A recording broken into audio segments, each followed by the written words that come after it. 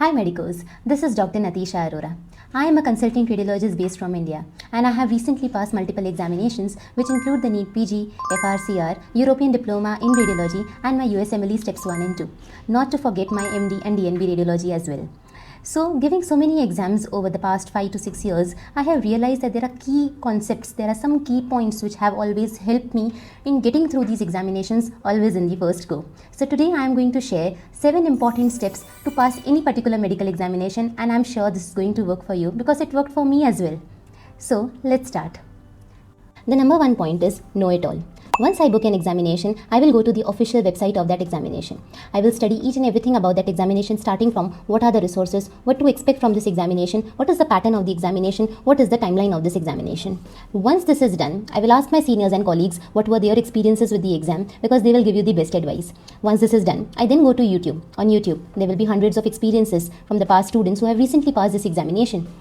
So when I see all the people sharing their experiences, I can know that what worked for them, what didn't work for them, and I can accordingly decide what is going to work for me. And then I'm going to jot down my plan. So the number 1 point is know it all. You have to know A to Z about this examination. In my entire timetable, 3 to 5 days go to the research about this examination, and believe me, this is my most favorite part. Knowing each and everything about the examination gives you a boost of confidence. You get an idea that where you stand in the first place. Okay, so it's very important that you basically know each and everything about that examination. That is the number 1 and the most important. Let's move to point number 2. The point number 2 is resources. There are plenty of resources available for any particular examination nowadays. There will be like 1,000 courses available and 1,000 YouTube videos, and you don't know what to do. Just stick to what suits you. So after the step number 1, when you have seen so many experiences of others, you will get an idea that what is going to work for you, and just decide those resources. Limit your resources to 3 to 4 things maximum, not more than that. Because what happens is that if you go to multiple resources, okay, you are not going to end up even learning one particular resource properly. So my advice to you is just stick to very limited resources and make sure that you basically revise these particular resources, and that is a very, very important step. See, what happens is that people will actually have FOMO. They have fear of missing out, but you need to understand that in the medical scenarios, it is impossible to cover everything. For any examination, the course is just unlimited. It's like a huge ocean, and you're not going to cover each and every point, and you have to understand this. Once you realize this, you will be at peace. Instead, just remember that 3 to 4 resources which you have picked, try to complete them, try to revise them. If you will do this, I'm sure that this is going to help you a lot. So the number 2 point is resources, but please set up in a limit. So let's move towards our 3rd point, which is setting up your timetable or setting up your goals. So basically, I would say that it's very important to set a system. And once you set a system, you are going to reach towards your goal. Rather than just setting up an end target, it is very important that you have a system set. So what happens is that number 1, when we have basically collected each and everything about that examination, you know what is the exam syllabus, what is the pattern. And number 2, when you have decided your resources, you have a clear idea that this much is there and I have to complete this much. Now the 3rd thing is you need to know what is your timeline, whether it is 3 months or maybe a month or whether it's a year. Okay, you just need to jot down everything on a piece of paper. Once you jot down and decide that how many hours you are getting in a day. So someone will be having a very hectic internship. I had a very hectic internship when I cracked NEET PG, but still I was able to do it, and that was just because I had a very clear timetable in my mind. That clear timetable obviously had breaks as well. So what happens is that once you have a timetable laid down, you have a clear idea, okay, this is my entire journey. This is my entire journey towards an examination, and there is very little unpredictability. Okay, so what happens is that something which is very much predictable, something which is set in your system will give you a clarity. There is very little anxiety left in this particular scenario. Okay, so what happens is that, so when something is set so properly and you have a basic expectation that yes, this is my day, I have to do this much and then I can go to sleep. If you know this, then I'm sure that there will be very little corner left for the anxiety, and you know that this is my plan of action and I'm able to do this much only, and I cannot do exceed from this. Okay, so when you set a timetable, you have to set it in a very realistic manner. So one thing which USMLE only taught me was the SMART goals. So S is specific. It has to be specific. You cannot just jot down that 3 days may I have to complete respiratory system from medicine. You cannot jot it down like that. It has to be very specific that 40 MCQs I have to complete on day 1, or maybe I have to read the entire first aid of respiratory system on day 1. So it has to be very, very specific. Okay, then only you'll be able to achieve it. Number 2 is the SMART goals. The number 2 point is measurable. So it has to be measurable, it has to be achievable. Like I said, that 40 MCQs have to be done on day 1. So it is measurable. It's not something which is qualitative ki itna karke rakh dena hai. You have to just jot down either the number of the pages or either the number of the MCQs or either one block or maybe one chapter. So it has to be very much measurable. Of course, the third point is attainable. So you cannot set like 100 MCQs in one day from USMLE first aid, or maybe NEET PG ka. You cannot say that you have to complete one entire big book of MCQs in one day. It has to be very much attainable. Okay, if it's not attainable, there is no point of doing it, because what happens is, if you will this will actually lower your morale, and you will feel that I cannot set a timetable, my timetables are, I can never go and work through my timetable, because it is not attainable. If you know your caliber, if you know your capacity, by I can do only 20 MCQs, then set it accordingly. So you will get an idea कि ये हो पाएगा कि नहीं हो पाएगा, right? R stands for relevant, and of course it has to be relevant pertaining to your examination, and you cannot basically set a timetable for reading something and giving some another examination. So it has to be relevant and in context with that particular examination. And T is time bound. So obviously you need to understand what are your time limitations. Okay, so someone will be working, or someone will be having an internship, or maybe someone is a mother like me. I gave my step 2 when I was a mother to a 3-month-old baby. So accordingly you need to know that what are your timelines, and this has to be very much realistic, and this way you have to set your timetable. Once everything is being jotted down in a piece of paper, there is very little unpredictability left, there is very little anxiety left, and you will have an idea that भाई इतना ही हो सकता है, इससे ज़्यादा नहीं होगा. So basically you will get an idea about your examination and what to expect from this examination. And if you feel that it is impossible to do it in 2 months, then basically I would say limit your resources, or maybe just consider for a different timeline of the examination. Let's move to point number 4, and that is consistency, or I would say the power of compounding. So when you give any particular examination, it is very important that you show up every day. You have to show up even for 20 minutes, and I can guarantee you that those 20 minutes will also count, be it be 20 minutes or be it be just 10 MCQs in a day. They are going to compound over the long run.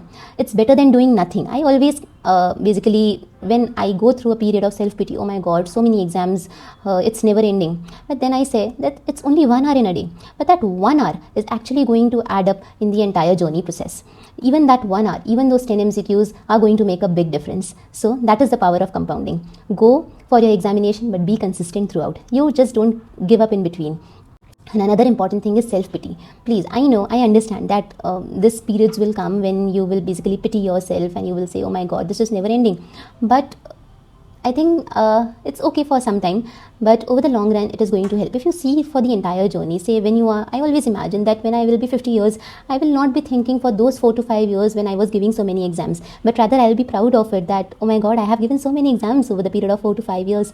So just get over and just advance your life to maybe 50 or 60 years, and those 4 to 5 years will be very small subset in your entire journey. So that is my point number 4, and that is consistency. Let's move to point number 5, and that is break monotony.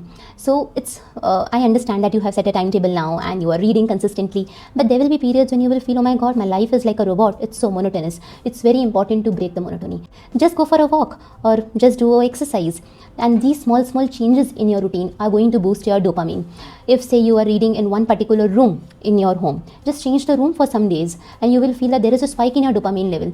If you are reading alone, maybe find a friend, maybe find a colleague, and maybe change the method of reading for say a week, and if it works for you, you can continue also. But my point is, keep changing patterns. It is important that you are not just stuck into one room, into one table. You will feel so proud, oh my god, I gave an examination, I was reading for the entire examination from this one room, from this one table. But does it really matter? No.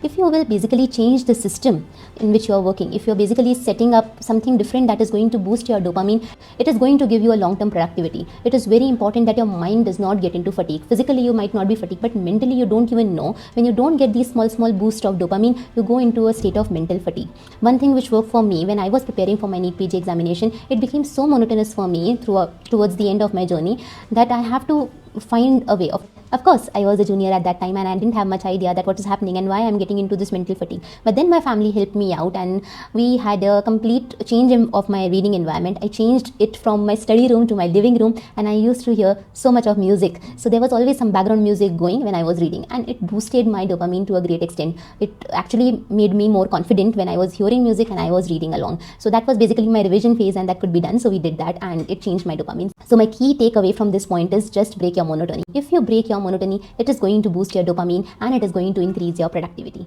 Let's move to our point number 6, and that is revision. Revise. It is very important. So when you set up a timetable, it is very important that you keep the last 1 month or maybe even 2 for at least 2 revisions. And if you are able to do 3 revisions, nothing like that. You will be in the top 500 if you are able to revise your entire resource and material 3 times. So it's very important that if you have limited resources, only then and then you are able to revise the entire thing. Okay, so if you have multiple resources, you will not be able to complete even the primary read. So that is why I was emphasizing that limit your study to just 2 to 3 resources which you are able to revise at least twice or thrice. So that is very important. Revise, revise, revise. And that is point number 6. Let's move to our last point, and that is reboot or rewire. So basically, life is not a timetable. Everything cannot go as per plan. There will be days when you are not well, or there might be some family emergency, or there might be days when it is too hectic for you to read and your timetable doesn't work as per plan. You may not be able to read for say a week or 2, and you feel frustrated and you feel like giving up, and you feel like I'll give it in the next time, or I am not able to achieve it, and you might have a mental breakdown also. So remember that everything is in your hands. You are the manager of your entire life. No one can take that control from you. When my laptop or anyone's laptop gets stuck, what do? You basically restart the entire system, and that is exactly what you have to do. If things are not going as per the plan, you just need to reboot the entire system. You just need to rewire the entire system, and that is so easy. You can reset up your timetable. You can understand that what were the limitations, what resource is not working for you. It's fine. You can change it any moment in your timetable. Rather than wasting your 1 week or 2 weeks in just getting depressed, better you reboot and redesign the entire system. And it's not the end of the world, it's just an exam. Remember, I said that if you fast forward your life, say to 50 or 60 years, you are not going to remember those moments of distress of 1 week.